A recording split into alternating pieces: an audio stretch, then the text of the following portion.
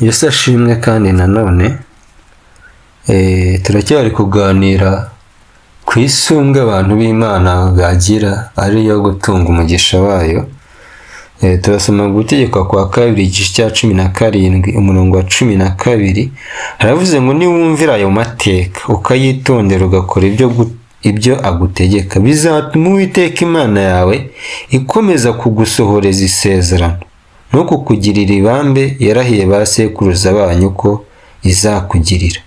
Izagukunda, iguha umugisha, ikugwize, kandi imbuto zo mu nda yawe n'imyaka yo kutaka byawe n'imyaka y'impeke yawe na vino yawe n'amavuta yerayo yawe no kororoka kw'inka zawe n'uko imikumbi yawe izabihera umugisha mu gihugu yarahiye ba sekuruza banyu ko izabaha. Ikintu ushaka kukubwira rero ni uko uyu mugisha w'Imana ari uruhererekane.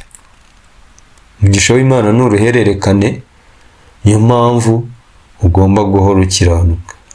Hari ikintu gitangaje, uzi ko umuntu amara gusa n'aho ateye imbere hakasigara aseka abantu basenga ngo barasengera iki? Ntabwo dusenga kugira ngo tubone amafaranga, ahubwo turasenga Imana kuko ari ngombwa kuyisenga.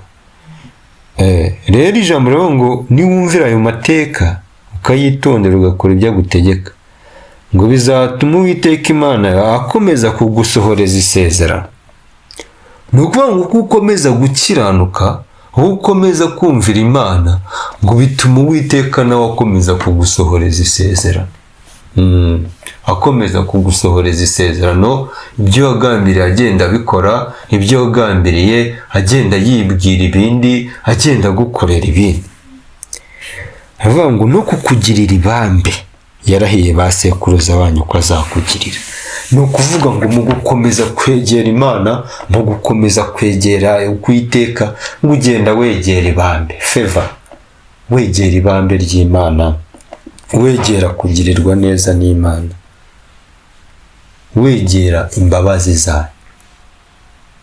Rero ndagira ngo nkubwire ko kubana n'Imana ni ibintu by'agaciro, ni ibintu utagereranya, ni ibintu bihambaye biri ku rwego rukomeye.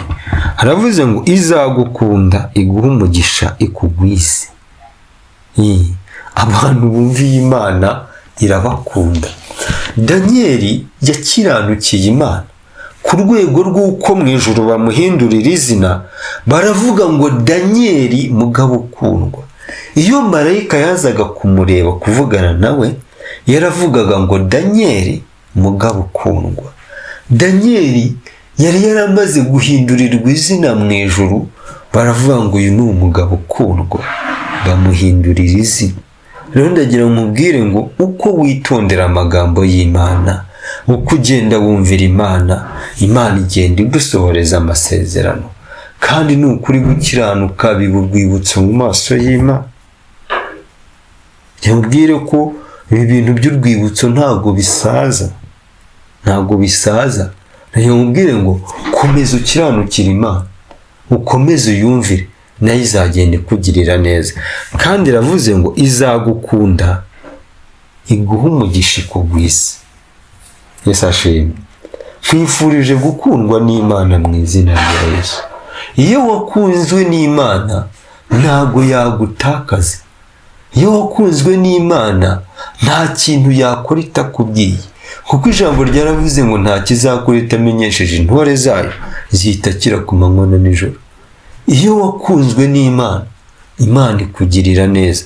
Iyo wakunzwe n'Imana, Imana igenda ikumenyesha n'amakuru y'igihe kizaza. Ndagira ngo nkubwire ngo ijambo riravuze ngo izagukunda, iguha umugisha, ikugwize. Wowe turimo tuganira rino jambo ry'Imana, ndagira ngo wihinduze izina mu maso y'Imana. Hari ijambo rivuga ngo kuko yankunze akaramata, nicyo nzamukiriza.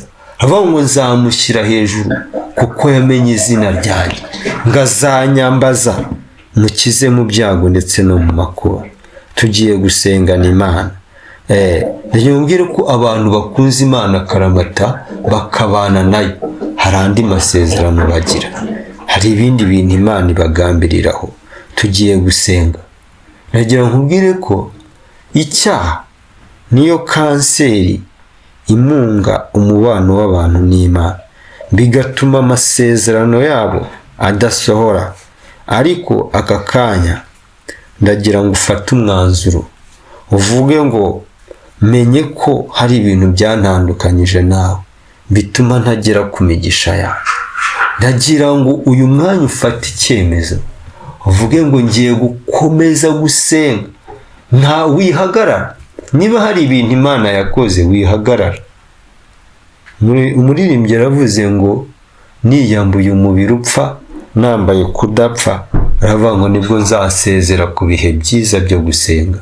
Rero komeza ukiranukira Imana, wihagarara, kuko imigambi y'Imana niyo ihagaze kuri wowe. Reka dusenge. Mana nziza, Mana ishobora byose, ndakwinginze uha imbaraga uyu mugaragu wawe, umugirire neza kugira ngo akomeze kubona imigisha ugenda umugenera. Mu izina rya Yesu urakoze. Amen.